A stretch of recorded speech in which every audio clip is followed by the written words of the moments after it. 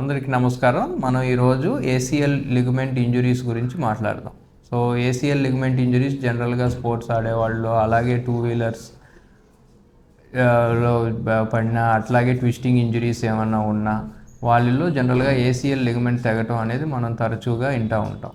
So ACL ligament అనేది మనకి రెండు మోకాళ్ళ మధ్యలో ఇట్లా ఉంటుంది అనమాట. సో ఆ మెయిన్ లిగమెంట్ పని వచ్చేసి ఇట్లా ముందుకి వెనక్కి జరగకుండా ఉంటుంది. సో ఏసీఎల్ లిగమెంట్ కనుక తెగినప్పుడు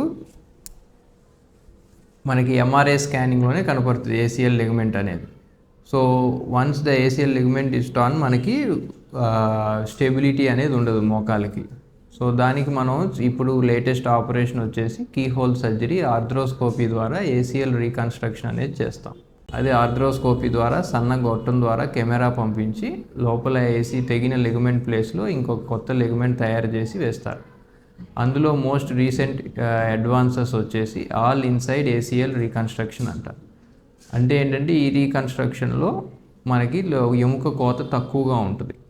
లోపలికి చిన్న ఫ్లిప్ కట్టర్ పంపించి దాన్ని కొంచెం వైడెన్ చేయటం వల్ల ఎముక కోత చాలా తక్కువ ఉండి రికవరీ చాలా ఫాస్టర్గా ఉంటుంది.